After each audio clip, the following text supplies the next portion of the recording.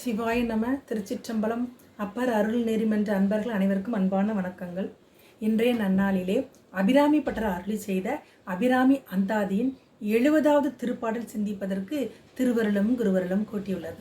முதல்ல பாடல் என்னன்னு பார்த்துட்டு பாடலுக்குரிய விளக்கம் பார்க்கலாம். கண் கழிக்கும்படி கண்டு கொண்டேன் கடம்பாடவியில் பண் கழிக்கும் குரல் வீணையும் கையும் பயோதரமும் மண் கழிக்கும் பச்சை வண்ணமும் ஆகி மதங்கற்குல பெண்களில் தோன்றிய எம்பெருமாட்டி தன் பேரழகே. அற்புதமான பாடல்.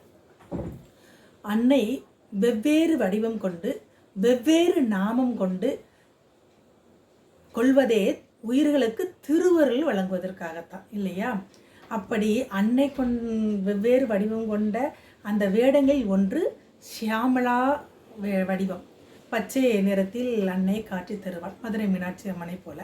அந்த ரூபத்தை தான் கண்டு அனுபவித்த அந்த அழகை இங்கே நமக்கு பாடலாக பாடி அருளி செய்திருக்கின்றார். அதாவது சுட்டி காட்டுகின்றார். அன்னையை எப்படி காண வேண்டும்? கண்ணால் காண்பது ஒரு நிலை, அதோடு விட்டுவிடக்கூடாது. கண்டதை அப்படியே உட்கொள்ள வேண்டும். உட்கொள்ள வேண்டும் என்றால் என்ன அர்த்தம்? உள்வாங்கி மனதிற்குள் நினைத்து தியானிப்பது. அந்த நிலையில் வாழ்ந்தவர் அல்லவா நம்ம அபிராமிப்பட்டவர் இல்லையா? அதாவது கண்ணால் கண்டதை, அன்னையினுடைய அந்த வடிவத்தை உள் நினைந்து உருகி சிந்தையில் வைத்து எப்போதும் அன்னையே நினைந்து சாக்த வழிபாடு செய்தவர் அபிராமிப்பட்டர். இப்போ சியாமலா ரூபத்தை அன்னை காட்டியிருக்கின்றால் அதையும் சுட்டி காட்டி அவர் எப்படி வணங்கியதால் அவருக்கு காட்டினால் அதுபோல நாமும் அன்னையை வணங்க வேண்டும் என்பதற்காகத்தான் இந்த பாடலை பாடி அருளி சேர்க்கின்றார் அபிராமிப்பட்டர். முதல்ல எம் பெருமாட்டி தன் பேரழகை என்று எடுத்துக்கொள்ள வேண்டும். எம் பெருமாட்டி தன் பேரழகை, அன்னையினுடைய பேரழகை எப்படி கண்டாராம்? கண் கழிக்கும்படி கண்டு கொண்டேன். கண்ணால் பார்த்து. இப்போ நம்ம கோயிலுக்கு போகிறோம், அவசரமாக இப்போ உள்ள காலகட்டத்தில் அவசரமாக அன்னையை பார்த்து விட்டு பார்த்த வேகத்திலே கண்ணால் மட்டும் பார்த்து விட்டு வந்து விடுகின்றோம். அந்த நிலையில் பார்ப்பது ஒரு நிலை. அடுத்த நிலை என்பது பார்த்த அன்னையின் ரூபத்தை மனதிற்குள் நிறுத்தி தியானிப்பது. அதாவது கண்ணும் கருத்தும் ஒன்றாக மனதில் வைத்து நிறுத்தி தியானிப்பது. காண்பது கண், அது கண்ணின் காரியம். கொள்வது மனம், அது மனத்தின் காரியம். அது கண்ணும் கருத்தும் ஒன்றுபட அன்னையை உள் நினைந்து தியானிப்பது. அந்த நிலையில் தியானித்து கழித்தாராம். அது அப்படிப்பட்ட அன்னையினுடைய பேரழகை எங்கே பார்த்தாராம்? அதை அடுத்த வார்த்தையில் சொல்லுகின்றார் பாருங்க. கடம்பாடவியில். கடம்பாடவி என்பது இப்போ நம்ம சிவபெருமானுடைய இருப்பிடம் எது என்றால் கைலாயம் என்று சொல்கின்றோம், விஷ்ணுவுக்கு வைகுண்டம் என்று சொல்கின்றோம் அல்லவா? அதுபோல் அன்னைக்கு சிந்தாமணி கிரகம் என்று சொல்வார்கள். அது 25 தத்துவங்களாலான பல உலோகங்களால் வடிவமைக்கப்பட்டது. அது இரும்பு வெள்ளிக்கு இடைப்பட்டது இந்த கடம்பாவடம் என்ற பகுதி. இந்த கடம்பாவடம் அப்படிங்கிறது அன்னையினுடைய ஒரு அறை. அது இப்போ நம்ம வீடுகளில் அடுக்களை, படுக்கை அறை, வரவேற்பு அறை என்று சொல்கின்றோம் அல்லவா? அதுபோல் அன்னைக்குரிய இடம் இந்த கடம்பாடம். அதாவது இந்த கடம்பாடம் என்ற அந்த இருப்பிடத்தில் அன்னை வீணையை மீட்டு கொண்டு இருப்பாளாம். அது மட்டுமின்றி கலைமகளை வீணை மீட்ட சொல்லி கேட்டுக்கொண்டு இருக்கும் இடம்தான் இந்த கடம்பாவடம். அந்த இடத்துல அன்னையை கண்குளிர கண்டேன் என்று சொல்வதோடு நிறுத்தவில்லை, கண்டு கொண்டேன். கண்ட காட்சியை, வடிவத்தை மனதில் நிறுத்தி மனதுகளே பதித்து விட்டார் இல்லையா? இப்போ சாதாரணமாக நம்ம இப்போ கோயிலில் பார்க்கின்ற அந்த சிற்பம் ஒரு வடிவம், அதை அப்படியே பார்த்து விட்டு போனால் மட்டும் நமக்கு எந்த பயனும் இல்லை. பார்த்ததை உணர்ந்து தெளிர்ந்து அனுபவிக்கணும் இல்லையா? அதைத்தான் நம்ம திருமல நாயனரும் பாடி அருளி செய்திருப்பார். ஒன்று கண்டேரு உலகிற்கு நமச்சிவாய பழம், தின்று கண்டேருக்கு தித்தித்தவாறு. ஒரே போல நமச்சிவாயம்தான், அதை தின்று கண்டிருக்குன்னு அதை அனுபவித்து உணர்ந்து தெளிர்ந்து உள்ள நிறுத்தி தியானிக்கணும். அந்த வகையில் சிவம்தான் சக்தி இல்லையா? அதை உணர்ந்து தெளிந்து உட்கொண்டவர் நம் அபிராமிப்பட்டர். அதனாலேயே கண்டு கொண்டேன். அது எங்கே? கடம்பாடவியில். கடம்பாடவி என்பது அன்னையினுடைய அந்த இருப்பிடம். அதை இசை எப்போதும் முழங்கப்படும். கலைமகளை மீட்டியும் அதை தன்னுடைய கேட்டுக்கொண்டு இருப்பாளாம் அன்னை உமையம்மை. தானும் மீட்டு கொண்டிருக்க இடம் அந்த கடமை இசை சூழ்ந்த இடம் அப்படின்னு சொல்கிறாங்க. அன்னையே நான் கண்டு கழித்தேன் என்று சொல்கின்றார். அடுத்து சொல்கிறார் பாருங்க, பண் கழிக்கும் குரல், பண் கழிக்கும் குரல் வீணையும் கையும் அப்படின்னு சொல்கிறாரு. பண் என்றால் இசை. நம்ம அருளாளர்கள் பாடி அருள் சேர்க்கின்றார் இல்லையா, குறிஞ்சி, இந்தளம், புறநீர்மை, பஞ்சமம், இப்படி இதெல்லாம் பண்கள். இந்த பண்களில் இருந்து பிறந்தது இசை. அந்த இசை போன்ற குரலை உடையவெல்லாம் அன்னை. இதுக்கு தான் நம்ம லலிதா சகஸ்ரநாமத்தில் சிவசிவ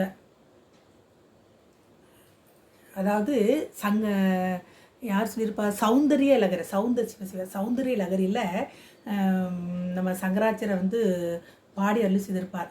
என்னென்னா, கலைமகள் வந்து ஒரு சமயம் வந்து அந்த கடம்பாடவியில் வந்து வீணை மீட்டு கொண்டு இருப்பாளாம். அப்போ யாராவது ஏதாவது பாட்டு பாடினாலோ ஆடினாலோ நம்ம வந்து அதை வந்து ஊக்கப்படுத்தணும் இல்லையா. இப்போ ஊக்கப்படுத்தினா அவங்களுக்கு வந்து இன்னும் கொஞ்சம் ஆர்வம் வளரும். அதுவும் ஒரு சிவ புண்ணிய செயல் தான். இப்போ பாடுகின்றவர்களுக்கும் அந்த இன்னும் நல்லா பண்ணணுங்கிற எண்ணம் வரும், கேட்பவர்களுக்கு ஒரு ஆனந்தம். அதுபோல் உமையம்மை என்ன பண்ணாலாம், கலைமகள் நன்றாக வீணை வாசிக்கிறாள் என்று சொல்வாளாம். அதை வீணை வாசிக்கின்றாள் என்று தான் அம்மை சொல்லுவாளாம். அதை கேட்ட உடனே சரஸ்வதி என்ன பண்ணுவாளாம், அந்த வீணையை உரையில் போட்டு விடுவாளாம். ஏன் போட்டு விடுவாள் என்றால், அந்த வீணை இசை அழகாக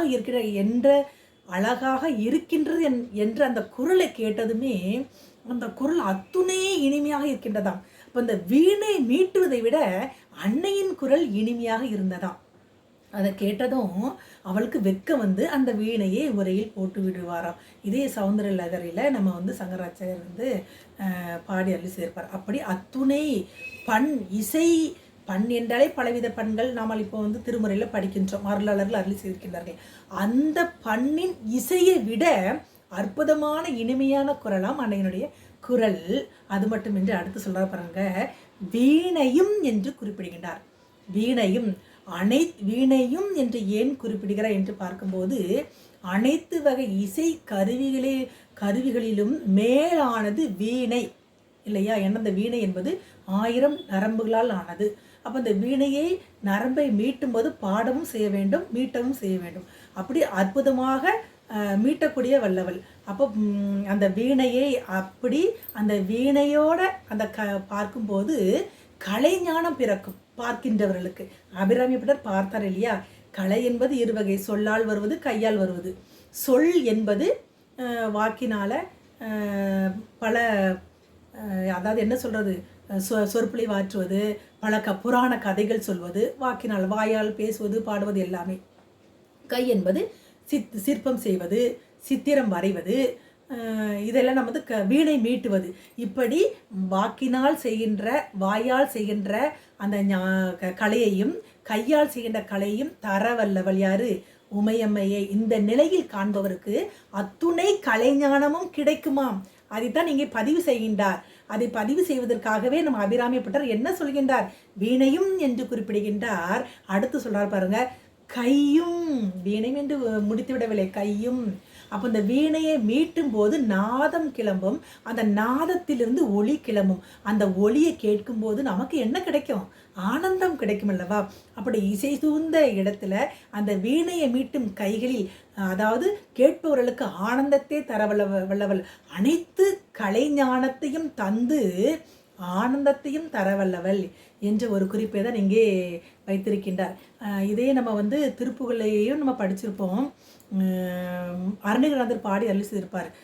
வீறுமிக்க மா வீணாகாரே என்று படிச்சிருப்பார் அருணகிரிநாதர். அதாவது வீணையோடு மீட்டும் அந்த கையோடு இருப்பவள், வீணையை மீட்டு நமக்கு இன்பத்தை தருபவள் என்று நம்ம வந்து திருப்புகளில் படிச்சிருக்கோம்.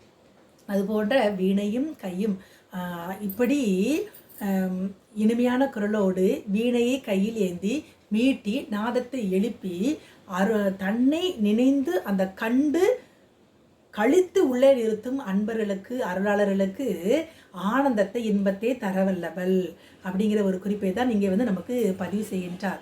அதாவது அன்னையே பார்ப்பதோடு, கண்ணால் காண்பதோடு மட்டும் நிறுத்தி விடாமல் அவளை பார்த்து அனுபவித்து உள்வாங்கி அந்த உள் உணர்வோடு சேர்ந்து மனதுள் நிறுத்தி தியானிப்பது, அந்த தியானம் மேலான நிலையை இங்கே நமக்கு பதிவு செய்கின்றார். நம்ம அருணகிரிநாதரும் பாடி அருளியிருப்பார். என்ன சொல்லியிருப்பார் அவர்? அதாவது சிவசிவ கந்தன் என்றுற்று நான் உனைநாளும் ஆனந்தமே, கந்தன் என்றுற்று உனைநாளும் கண்டு கொண்டு இன்புற்றிடுவேனே என்று நம்ம திருப்புகள்ல படித்திருப்போம். கந்தன் என்றுற்று உனைநாளும் அப்படிங்கிற ஒரு வரி வரும். அதாவது கந்தனை பார்ப்பதோடு மட்டுமல்லாமல், கண்களால் பார்ப்பதோடு மட்டுமல்லாமல் உள்ளத்தில் நிறுத்தி தியானித்து எப்போதும் அந்த தியானத்திலேயே கண்ணை மூடி இருக்கும்போது முருகப்பெருமானுடைய உருவம் தெரிந்தால் நமக்கு ஆனந்தமே அப்படிங்கிற ஒரு வரி வரும். அதுபோல இங்கே அபிராமி பட்டர் அன்னையே கண்டதோடு மட்டும் விடாமல் கண்டு கொண்டேன், கண் கழிக்கும்படி, கண்களால் என்ன பயன்? இறைவனை கண்டு தரிசனம் பண்ணி உள்ளே நிறுத்துவது இல்லையா? மாணிக்கவாசகன் பாடிய சிவசிவ நம்ம திருநாவுக்கரசர் பெருமான் பாடிய அருளிச்சிருப்ப கண்களுடைய பயன் என்ன? மாணிக்கவாசகரும் பாடி அருளிச்சிருக்கார் திருவாசகத்தில். அப்படி கண்கள் இந்த உறுப்பை நமக்கு கண் என்ற இந்த புலன்கள் வழியாக அன்னையை கண்டு உள்ளே நிறுத்தி தியானம் செய்வதுதான் மிகவும் மேலானது என்ற கருத்தையும் பதிவு செய்கின்றார். அந்த நிலையில் அன்னையை பார்ப்பவர்களுக்கு எல்லா கலை ஞானமும் கிட்டும், வீணையும் கையும் என்று சொல்லிட்டு அடுத்து சொல்றார் பாருங்க, பயோதரமும் அன்னையனுடைய அழகை. அதாவது பயோதரம் என்றால் அன்னையனுடைய அழகை தான் இங்கே குறிப்பிடுகின்றார். இப்போ பிறந்த குழந்தை பிறந்ததும் தாய்மார்களுக்கு பால் சுரக்கும், அதுபோல அருளியல்ல அன்னையே நினைந்து உருகும் அந்த குழந்தைகளுக்கு அந்த ஞானத்தோடு ஆரோக்கியம் என்ற அந்த இரண்டு பாலையும் சேர்த்து ஊட்ட வல்லவள். அந்த குறிப்பை சுட்டி காட்டுவதற்கே பயோதரம் என்று இங்கே குறிப்பிடுகின்றார். அடுத்து மண் கழிக்கும் பச்சை வண்ணமும் ஆகி அப்படின்னு சொல்றார். மண் கழிக்கும் என்று சொல்கின்றார். மண் என்றால் விளைச்சல். இப்போ தானியங்கள் எல்லாம் பயிர் செய்கின்றோம் அல்லவா, அந்த விளைச்சல் செய்யும் போது அதிக மழை பெய்தாலோ அல்லது ஆடு மாடு அந்த விலங்குகளினால் சேதம் ஏற்படாமல் நல்ல விளைச்சல் தர வேண்டும் என்பதற்காக பூமாதேவி நினைத்து பூஜை செய்வார்கள். அந்த பூமாதேவின் ரூபமாக உமாதேவியே இருந்து அந்த பயிர் விளைச்சலுக்கு எந்த ஒரு சேதாரம் வராமல் பாதுகாத்து அந்த எந்த இடத்துல பயிர் விளைக்கின்றோமோ அந்த விளைச்சலை தந்து அந்த நாட்டிற்கு ஆனந்தத்தை, அதாவது செல்வ செழிப்பை தரவல்லவள் என்பதை சுட்டி காட்டுவதற்கே மண் கழிக்கும் என்ற ஒரு குறிப்பினை வைக்கின்றார் நம்ம அபிராமி பட்டர். அடுத்து சொல்றாரு பாருங்க, அப்படி அந்த பயிருக்கு எதுவும் சேதாரம் இல்லாமல் பச்சை பசேல் என்று இருக்கும்போது கண்ணுக்கு ஒரு இனிமை, கண்கொள்ளா காட்சியாக இருக்கும் இல்லையா? இப்போ பச்சை வெண்ணெல்லாம் எங்கே தோன்றும்? பசும் பயிரில் தோன்றும், பசிய மரத்தில் தோன்றும், அப்புறம் கர்ப்ப மகளிர் நாடியில் தோன்றும், கடலில் தோன்றுகிறது, கிளியின் நிறத்தில் பார்க்கின்றோம். அதெல்லாம் நம்ம கண்களுக்கு ஒரு குளிர்ச்சியை தரவல்லது. பச்சை என்றாலே குளிர்ச்சியை தரவல்லது, அந்த பசுமை நிறத்தை தரவல்லது. அந்த பச்சை நிறத்தில் இருப்பவள் தான் யாரு? ஷியாமளா தேவி. அந்த ஷியாமளா ரூபத்தில் அபிராமி பட்டருக்கு அன்னை காட்சி தந்தாளாம். எந்த வகையிலே காட்சி தந்தார்? அவர் சாதாரணமாக அவர் இருந்த நிலை என்ன? அன்னையை கண்ணால் கண்டு கழித்து மனதில் நிறுத்தி தியானம் செய்தார். அதனால் அந்த சியாமலா தேவியினுடைய ரூபத்தை தான் கண்டு அனுபவித்ததை இங்கே பதிவு செய்கின்றார். அப்படிப்பட்டவள் எந்த குலத்தில் தோன்றியவர்? ஒரு குலமா ரெண்டு குலமா? அன்னை வணிகர் குலத்தில் தோன்றியிருக்கிறார், வேட குலத்தில் தோன்றியிருக்கிறார், உத்தரமங்கையில் வணிகர் குலத்தில், மீனவர் குலத்திலும் தோன்றியிருக்கிறார். இந்த பாடலை என்ன சொல்றாரு? மதங்க முனிவருடைய மகளாக பிறந்த அந்த மதங்க குலத்தில் தோன்றிய அந்த பெண்களை, அந்த குலத்தில் தோன்றிய பெண் உமையம்மை எம்பிராட்டி என் தாய் என்று குறிப்பிடுகின்றார். அவர் பார்த்த அந்த அழகை, பேரழகை, உமையம்மனுடைய அந்த மதங்க முனிவரின் குலத்தில் தோன்றிய பெண் என் தாய் சியாமளா தேவி, அவருடைய அழகை நான் கண்டதோடு இல்லாமல் எந்த நிலையில் இருந்தார்? ஒருமித்த மனத்தோடு அன்னையை நினைந்து உருகி எங்கேயுமே போல அவர் ஒரு இடத்துல உட்கார்ந்து அவளையே பார்த்து உள்ளுக்க வாங்கி நினைத்து உணர்வோடு நினைத்து தியானம் செய்தார். அன்பால தியானம் செய்தார். அப்படி தன்னை நினைந்து கண்ணை மூடி இதைத்தான் அந்தரியாகம் என்று சொல்லுவாங்க இல்லையா? ஆகமத்தில் புறத்தை பார்த்ததை அகத்திற்குள் நிறுத்தி தியானித்து அன்னையை கண்டு அவளை உள்வாங்கி அவரை அன்போடு அவளை வணங்கியதனால அவளுடைய ரூபத்தை அன்னை அவளுக்கு காண்பித்து அருளினாள் என்ற கருத்தை தான் இங்கே பதிவு செய்கின்றார்.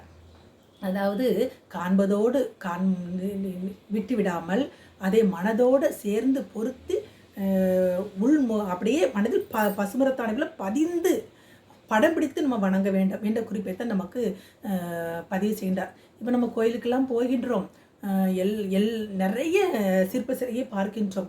எல்லா சிலையும் சிலைதான், கண்களால் பார்க்கும் வரைக்க தான். பார்த்ததை நம்ம என்ன பண்ணணும்? உட்கொள்ள வேண்டும்.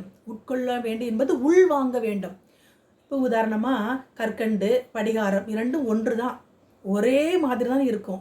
எந்த ஒரு வேறுபாடும் அதில் தோன்றுமா? தோன்றாது. எப்போ நமக்கு அந்த வேறுபாடு தெரியும்? அந்த கற்கண்டை எடுத்து அதை சுவைத்து பார்க்கும் போதுதான் அதனுடைய சுவை நமக்கு தெரியும். அதுபோல நம்ம அன்னையினுடைய உருவச் சிலைகளை பார்க்கும்போது கண்களால் பார்ப்பதோடு நின்று விடாமல் என்ன பண்ணணும்? அப்படியே மனதோட பொருந்தி அப்படியே படம் பிடித்து வீட்டுக்கு வந்து நம்ம கண்ணை மூடினாலும் அவளுடைய உருவம் நமக்கு தெரியணும். அப்படி உருவம் தெரியும் போது நமக்கு எல்லா கலை ஞானம் நமக்கு கைவரக்கூடும்.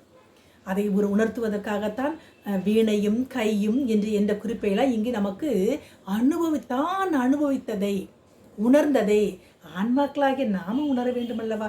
அந்த கலை ஞானத்தை நம்ம பருக வேண்டும் அல்லவா? அதை உணர்த்துவதற்காகத்தான் இந்த பாடலில் பாடி அருள்சிருக்கின்றார் என்று சொல்லி நாமும் இந்த பாடலை நாள்தோறும் பாடி அன்னையினுடைய ஞானத்தை பெற்று அவருடைய திருவடியை உய்வோமாக என்று கூறி தங்களிடமிருந்து விடைபெறுவது சிவ சாந்தா சண்முகம். மேன்மைக்கோள் செய்வநீதி விளங்குக.